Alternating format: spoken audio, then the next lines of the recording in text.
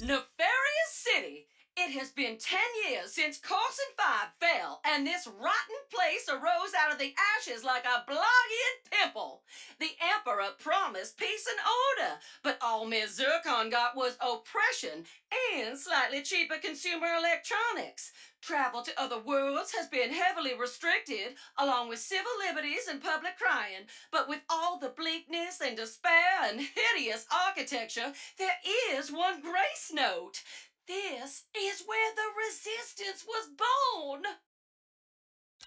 Sargasso, the land the time forgot. Or rather, the land the Emperor took one look at and could not forget fast enough. Full of acidic swamps, primordial beasts, and bugs. Lots of bugs. The Emperor quickly decided that there were better ways to spend his time than conquering this mudball. The Gelatonium outpost once belonged to the Kirchu tribe, but they were wiped out when they accidentally misspelled the Emperor's name on their tax returns. Since then, the Morts have moved in and salvaged what they could.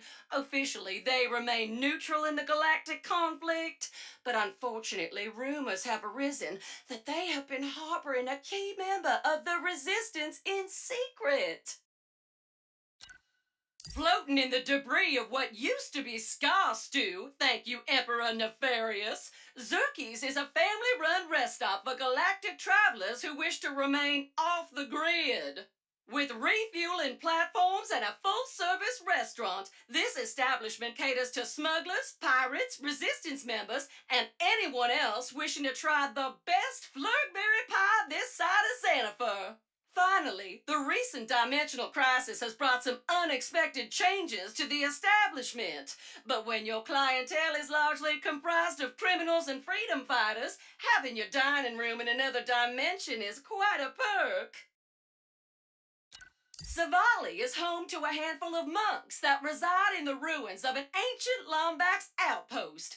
It is rumored they are the descendants of Bogon Galaxy pilgrims who chose to devote themselves to dimensional knowledge and revitalizing yoga rather than bodybuilding and bounty hunting like the other members of their species. With the Lombaxes long gone, they are also the keepers of their most treasured secrets, such as advanced knowledge of dimensionality and a really good Snivelakian bean hummus recipe. Ooh!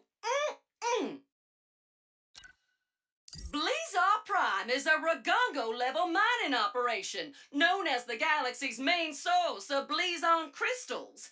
Integrated in high-energy capacitors, this material was once prevalent in computers, starships, and whoopinators. These days, however, the rare ore is mostly shipped to the Emperor's research facility on Cordelion for various dark projects.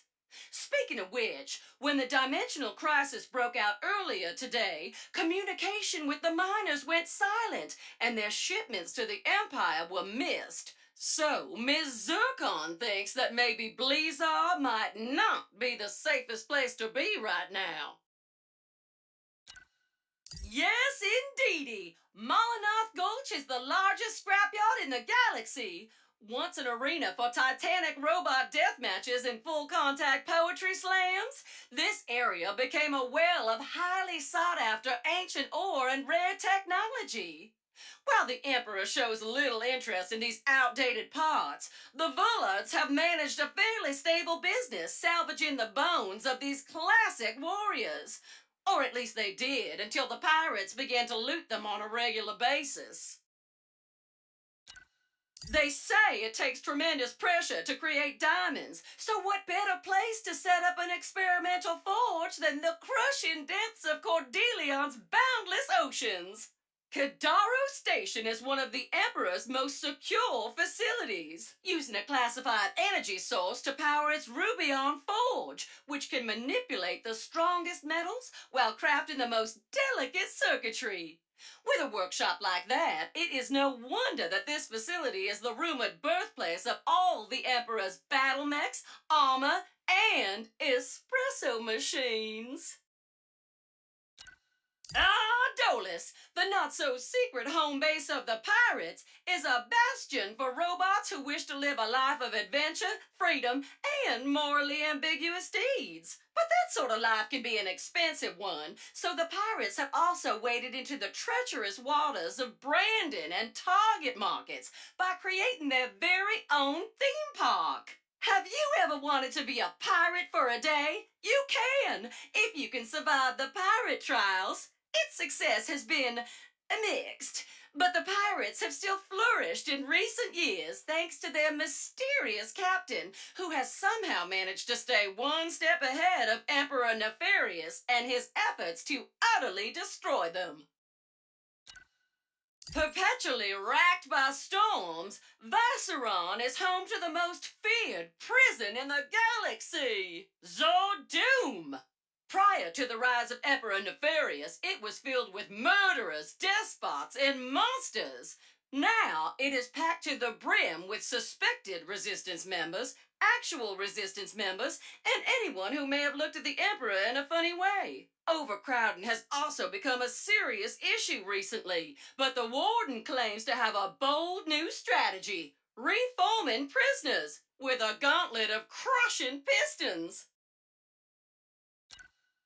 My dear Zerky is known for being a calm and peace-loving individual, committed to serving anyone and everyone. But what most patrons do not realize is that our family used to be elite synthoid weapons. Zerky himself conducted whole symphonies of pain, crushing his foes with ease.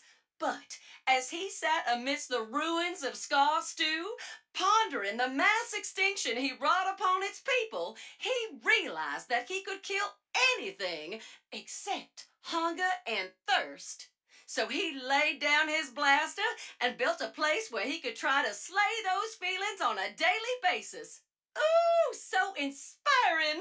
Ms. Zircon, on the other hand, built a tidy side business selling and modifying weapons for those still hungry for violence, while their beloved son Junior set up a battle arena for those still thirsty for pain.